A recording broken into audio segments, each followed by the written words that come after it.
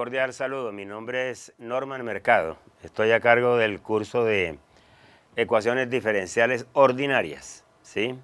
Hasta el momento se han presentado 28 videos de un total de 31. O sea, la idea hoy es presentar el video número 29.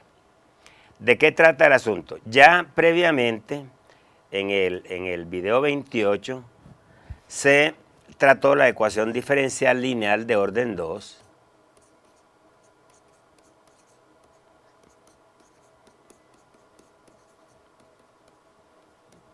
Pero básicamente hicimos el trabajo para la ecuación diferencial homogénea. Ya ustedes saben que si se conoce una de las soluciones de la homogénea pues igualada a 0, con eso basta para encontrar la otra solución de la homogénea, recuerde que son 2, y la solución particular, ¿no? Entonces la homogénea será así. Bien. Cuando el x sub 0 igual a 0, ¿cierto? El desarrollo en series de potencias de la solución de la ecuación diferencial es un desarrollo de Mark-Laurin siempre y cuando P de x, Q de x, P de x y Q de x sean regulares en el punto. Recuerden, una función es regular en un punto, ¿cierto? O analítica en el punto si la función existe en ese punto. Por decir algo, pues, si P de x es 1 sobre x más 1, es regular en cualquier punto excepto en x igual menos 1. Entonces, cuando x igual a menos 1, se dice que el punto es un punto singular. Para cualquiera de las dos, ya sea P o Q, que tenga un punto singular, ya la ecuación diferencial no se puede resolver por el método de Taylor. Recordemos el método de Taylor, ¿no? La solución de la ecuación diferencial es la suma desde k igual 0 hasta infinito de unos coeficientes por x menos x sub 0 a la n, a la k, ¿cierto? Entonces, estos coeficientes, de acuerdo con lo que trabajamos en el video anterior, se pueden calcular de dos maneras. La primera forma es usando la fórmula de Taylor. C sub k es igual a la enésima derivada de la función, C sub n, perdón, evaluada en x sub 0 sobre n factorial. Y la otra forma, fue por coeficientes indeterminados. Bueno, no se trata de repetir el video 28, les sugiero que lo analicen adecuadamente. Y hoy vamos a presentar entonces, en este video, vamos a presentar qué pasa cuando el punto ya no es un punto ordinario, es decir, ya no se puede expresar mediante una serie de Taylor, sino mediante otro tipo de series, que vamos a llamar series de Frobenius. ¿Bien? Pero recordemos brevemente lo que tenemos, ¿no? Entonces vamos a encontrar las soluciones de la ecuación diferencial en un entorno de un punto singular regular. Ya eso es lo que es el punto singular regular, ¿cierto? Les recuerdo, si x menos x sub 0 por p de x y x menos x sub 0 al cuadrado por q de x, si esas dos funciones modificadas son regulares en x igual a x sub 0, se dice que ese es un punto singular regular, ¿sí? Casi todo el trabajo lo vamos a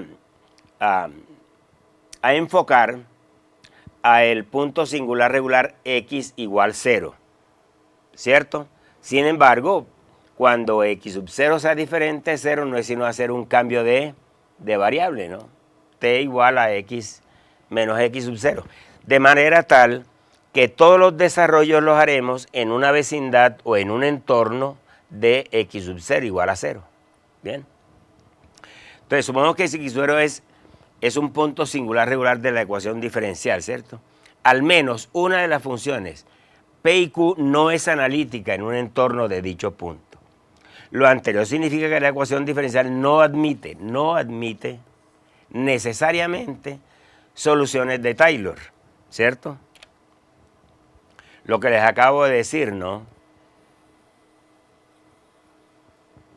Si la función p de x, si p mayúscula de x, que es igual a x menos x sub 0 por p minúscula de x, y q mayúscula de x es x menos x sub 0 al cuadrado por q de x, se dice que x sub 0 es un punto singular regular, ¿de acuerdo? Es un punto singular regular. Estas dos funciones admiten soluciones de Taylor en una vecindad del punto x sub 0. Bien. Entonces, esta ecuación diferencial modificada quedaría así. ¿Sí? En donde esa ecuación es muy similar a la ecuación diferencial de Euler, ¿no? Pero justamente no es precisamente la ecuación de Euler, ¿cierto? Entonces, George Frobenius, importante matemático del siglo XVIII, propuso como solución de esa ecuación diferencial una serie modificada, ¿cierto? La serie de Taylor, recuerden, es de la forma suma desde k igual 0 hasta infinito de c sub n por x menos x sub 0 a la k. Esa es la serie de Taylor si el punto fuese ordinario. Pero cuando el punto es singular regular, Frobenius propuso soluciones de esta forma, ¿no? X a la lambda, mejor, x menos x sub 0 a la lambda por la serie de Taylor, por la suma desde k igual 0 hasta infinito de c sub n por x menos x sub 0 c sub k. Estoy colocando pues mal esto. C sub k, x menos x sub 0 a la k. ¿Cierto? O sea, lo que propuso Frobenius fue que cuando el punto es singular, regular, la serie de Taylor está multiplicada por una función potencia. ¿Cierto? Pero esta lambda no necesariamente es un número entero. El hecho es que lambda debe ser un número real. ¿Bien? Entonces, habrá dos soluciones, una por cada valor de lambda, ¿cierto? El trabajo operativo es el mismo que se desarrolló del método de los coeficientes indeterminados para puntos ordinarios, ¿no? Pero voy a precisar algunos aspectos aquí, ¿cierto? Como les acabo de decir, ¿no? La serie de Frobenius es una modificación de la serie de Taylor, en la que el lambda es un número, en general es complejo, ¿no? Pero nuestro trabajo lo vamos a restringir a números reales. De hecho, la mayor parte de las ecuaciones diferenciales de la física matemática conllevan a que el lambda es un número real, de manera que no nos vamos a complicar, ¿cierto?, tomando la situación en la cual lambda tiene parte real y parte imaginaria. Bien.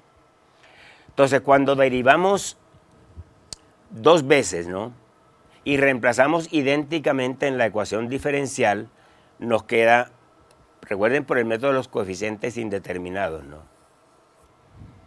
Nos queda suma desde k igual 0 hasta infinito de k más lambda por k más lambda menos 1. Eso corresponde a la segunda derivada, más p de x por k más lambda, más q de x, todo por c sub k, x menos x sub 0 a la k más lambda. Esa es una ecuación que cuando empezamos a variar k, 0, 1, 2, 3, me va a permitir encontrar dos ecuaciones. Una que me relaciona para encontrar el valor de lambda. Esa ecuación se va a llamar la ecuación indicial. Y otra que será la ecuación de recurrencia, ¿no?, que me permita hallar, digamos, c sub 2 en función de c sub 0 y c sub 1. Los ejemplos van a ser muy dicientes al respecto.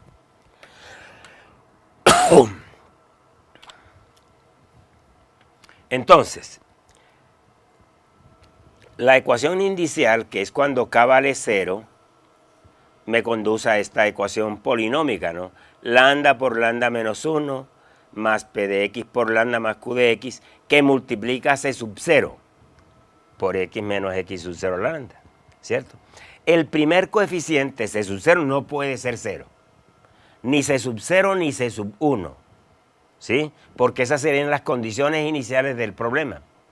Bien, entonces, para obtener soluciones diferentes de la trivial, o sea, diferentes de la función idénticamente igual a 0, ¿cierto?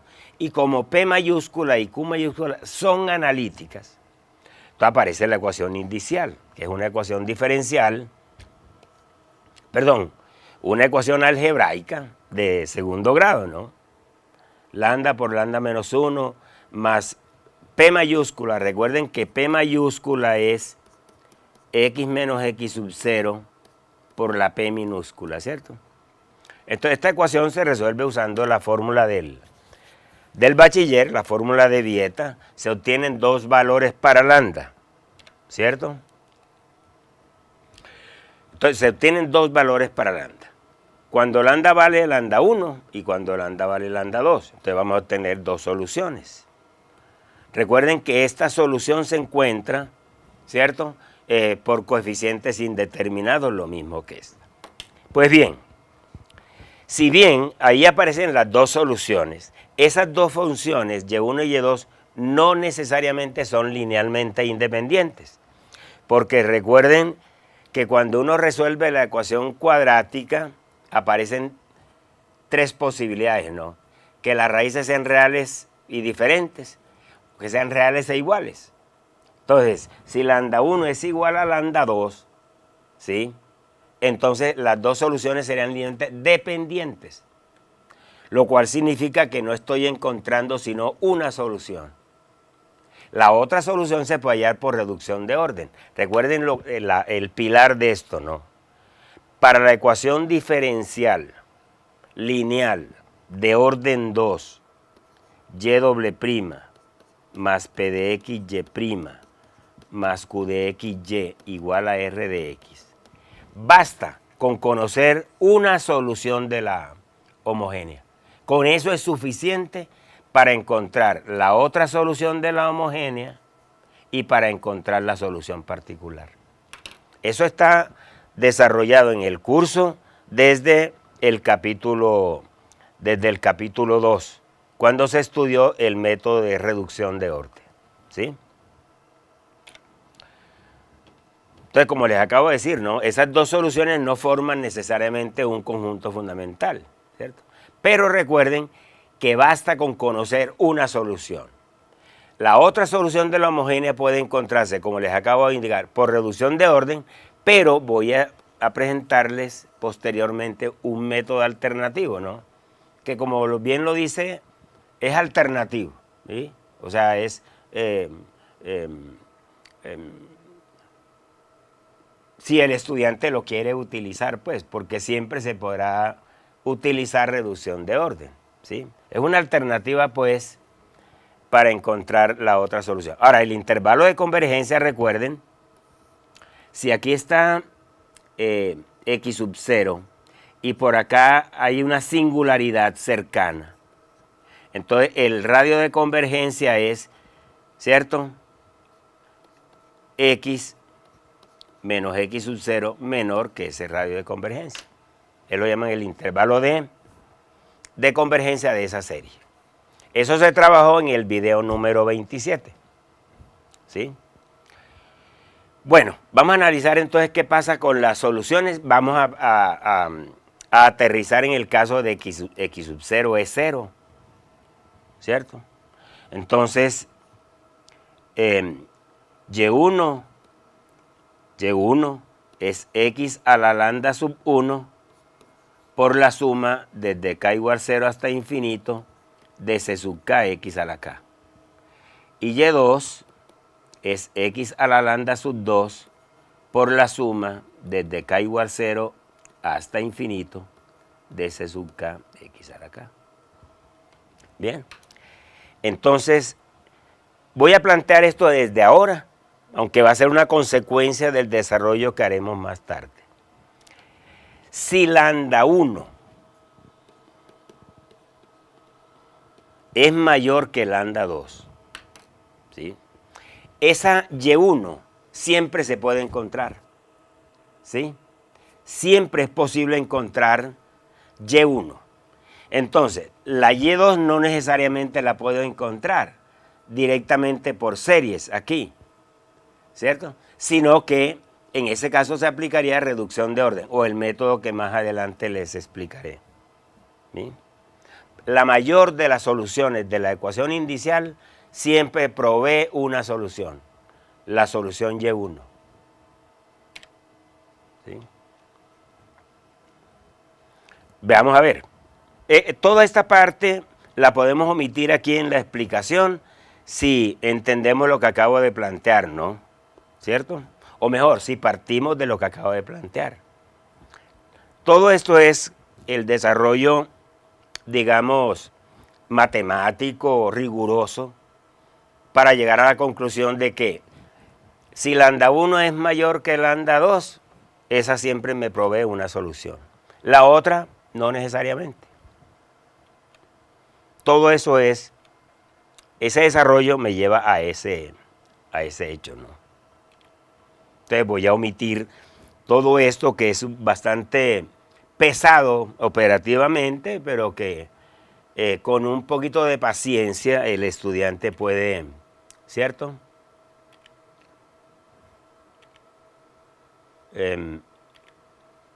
Aquí tenemos todo esto. Solo se encuentra una solución. Bien.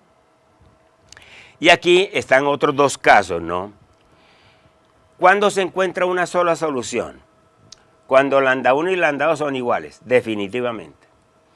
Pero sí, si lambda 1 menos lambda 2 es un número entero, o sea, la diferencia entre lambda 1 y lambda 2 es un entero, ¿sí? La menor solución no siempre se puede hallar. Me voy a explicar. Las situaciones son estas. Si lambda 1 es mayor que lambda 2, pero difieren en un entero, por ejemplo, si lambda 1 es 3 medios y lambda 2 es 1 medio, ¿cierto? Lambda 1 menos lambda 2 da un número entero. ¿Eso qué significa? Que la menor de las raíces no necesariamente me da una solución.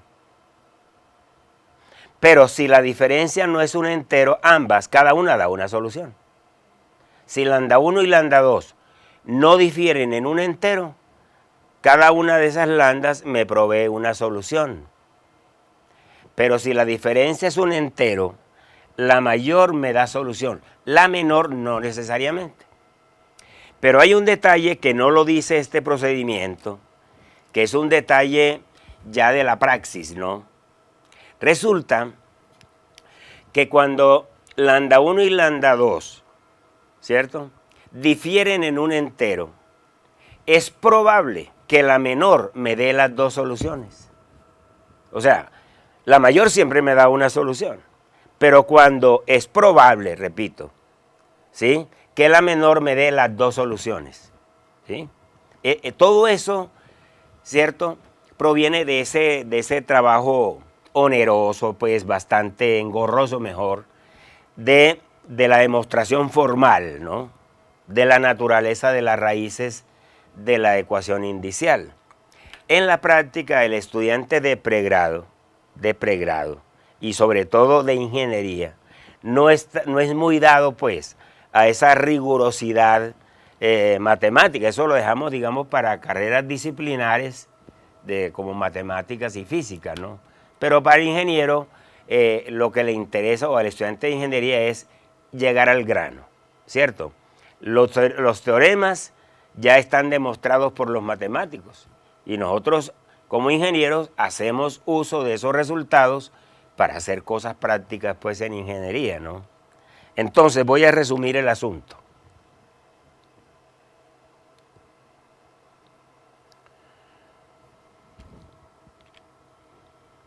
¿Sí? Entonces, Dada la ecuación diferencial a sus 2xy doble prima más a su 1xy prima más a su 0xy, que la voy a escribir así,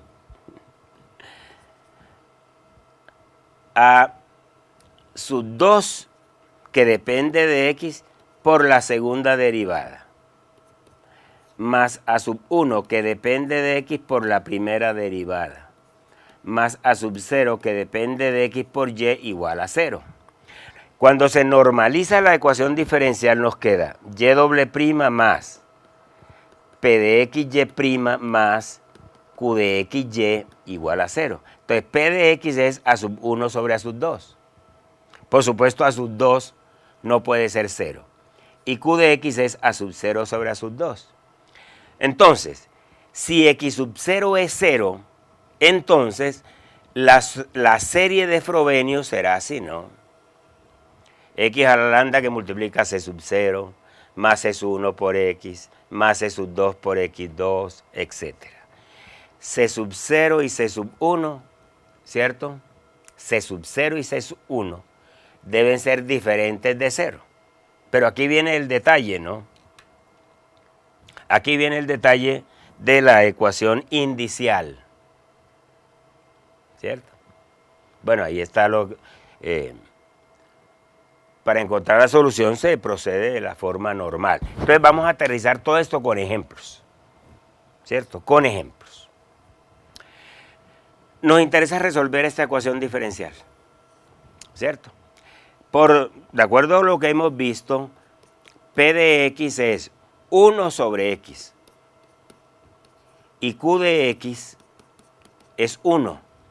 Entonces, X igual 0 es un punto singular regular. ¿Por qué? Porque X por P de X me da 1 y X cuadrado por Q de X me da X cuadrado. O sea, ¿cierto?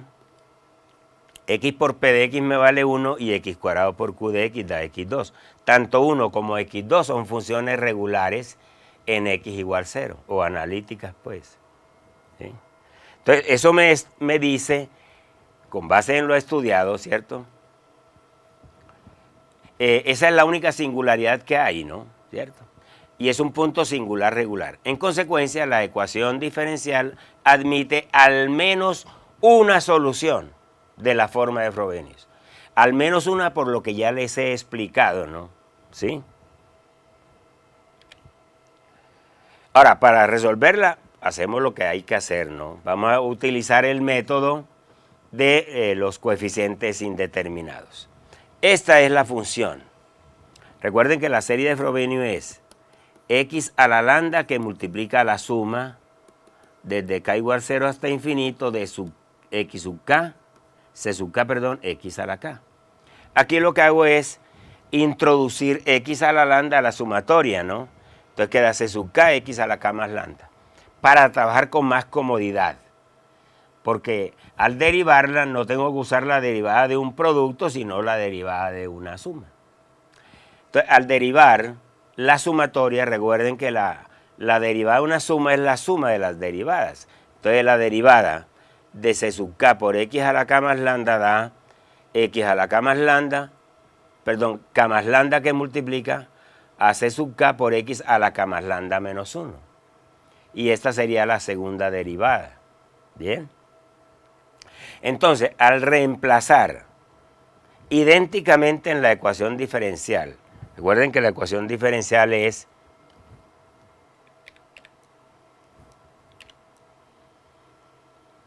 xy', xy doble prima, más y' más xy igual a 0. ¿Bien? Entonces nos resulta x por la segunda derivada. Cuando esta segunda derivada se multiplica por x, la potencia quedaría x a la k más lambda menos 2 más 1. Entonces quedaría la potencia de x, sería x a la k más lambda menos 1. ¿Sí? Más y'. Y' es esta. Y y es esta, pero está multiplicada por x. Entonces la potencia para el último término, o sea, c sub k x a la k más lambda más 1, ¿sí? Entonces, ¿qué tenemos aquí? Tres sumas. Dos sumas, dos de las sumas, las dos primeras, tienen la misma potencia de x, entonces las podemos juntar en una sola sumatoria. ¿Sí? En una sola sumatoria. Entonces, al juntar estas dos sumas en una sola suma, nos quedaría así. Y sacando factor común x a la lambda. Ahora sí lo sacamos porque ya hicimos el trabajo, ¿no? X a lambda, suma desde k igual a 0 hasta infinito de k más lambda por k más lambda menos 1, este es del primer término, más k más lambda, todo por c sub k x a la k menos 1. Recuerda que ya sacamos del lambda. Más esta otra idénticamente 0. Ahora, x a la lambda no puede ser 0. Entonces nos va a quedar solamente que la sumatoria, ¿sí? Esta sumatoria nos quedará así. Ahí están las dos sumas. Una cuya potencia es k menos 1 y otra cuya potencia es k más 1. O sea, esas dos sumas no se pueden juntar en una sola a menos que hagamos unos cambios de variable. De hecho, en esta primera suma vamos a hacer k menos 1 igual m. Y en esta otra hacemos k más 1 igual m. Con eso logramos que las potencias sean iguales, ¿no? Entonces la primera suma nos va a quedar. Cuando k vale 0, m vale menos 1. M menos 1 hasta infinito. K es m más 1, entonces queda m más lambda más 1. X c sub k es c sub m más 1. X a la m. Así nos queda la primera sumatoria después de hacer el cambio. Esta otra suma nos va a quedar así. Cuando k vale 0, m vale 1, entonces suma a partir de m igual 1 hasta infinito. C sub k es c sub m menos 1. X a la m. Eso debe ser idénticamente 0. Estas dos sumas todavía no se pueden juntar en una sola porque esta arranca en menos 1 y esta arranca en 1. Entonces, ¿qué se hace? Se desarrollan los términos que haya que desarrollar, ¿no? Se desarrollan los términos menos 1 y 0 y se dejan aparte. Y luego las dos sumas se juntan a partir de m igual 1. ¿Sí? Entonces, como les acabo de decir, ¿no? En la primera sumatoria hacemos m igual k menos 1. Bueno, yo lo llamé aquí en el texto n, pero ustedes entenderán, ¿no? Bien. Entonces nos va a quedar. Esta suma, como les acabo de decir, arranca en menos 1. ¿Cierto? Y esta otra suma arranca en... Esta arranca en menos 1 y esta en 1. Entonces vamos a desarrollar los dos primeros. Cuando n vale menos 1, aquí diría lambda, n vale menos 1. Entonces, menos 1 más 1, 0. Entonces queda lambda. Por lambda más 1. Por c sub 0. Por x a la menos 1. ¿De acuerdo? Más. El siguiente término es cuando n vale 0. Entonces queda lambda más 1. Por lambda más 2. Por c sub 1. Cuando lambda vale menos 1, cuando lambda vale 0, aquí queda c sub 1. X a la 0. Ahí tenemos los dos primeros términos de esta sumatoria expandidos. Y a partir de n igual 1 las juntamos. Y queda una sola sumatoria que arranca en 1 hasta infinito. Y nos queda n más lambda más 1 por n más lambda más 2 por c sub n más 1, ¿cierto? Más c sub n menos 1, todo por x a la n idénticamente 0. Entonces, de aquí va a resultar la ecuación indicial y por acá va a resultar la ecuación de recurrencia. Entonces, ahí es donde vienen ¿cierto? Las consideraciones que hay que hacer en la práctica para hallar la solución. Entonces, Como este es un conjunto de funciones linealmente independientes, x a la menos 1, x a la 0 y todas estas deben ser LI, y como está idénticamente igualado a 0, todos los coeficientes deben ser 0. O sea, lambda por lambda más 1 por c sub 0 debe ser diferente de 0. Lambda más 1 por lambda más 2 por c sub 1 diferente de 0. Necesariamente c sub 0 tiene que ser diferente de 0. No olviden que c sub 0 es la condición inicial, ¿sí? Que normalmente es diferente de 0. Entonces, si c sub 0 es diferente de 0, nos va a quedar que lambda por lambda más 1 tiene que ser 0. Y esta es la ecuación indicial. O sea, hay dos soluciones. Lambda igual 0 y lambda igual menos 1. La mayor de las soluciones me provee una solución, muchachos. La menor, puede que sí, puede que no. Pero si me da solución, me da las dos. Entonces, ¿qué voy a sugerir? Voy a hacer lo siguiente, muchachos. En el video número 30 voy a partir de aquí, ¿cierto? Voy a continuar el tema hasta donde lo dejé y veremos el correspondiente a la ecuación diferencial de Bessel, no, de Legendre, perdón, que es el tema del video 30. Pero entonces yo voy a suspender aquí el trabajo por dos razones. Una, por el tiempo, ¿cierto? Y otra porque la presentación a partir de esta página no corresponde al ejemplo. Entonces, lo vamos a dejar así y retomamos el asunto en el video número 30. Felicidades.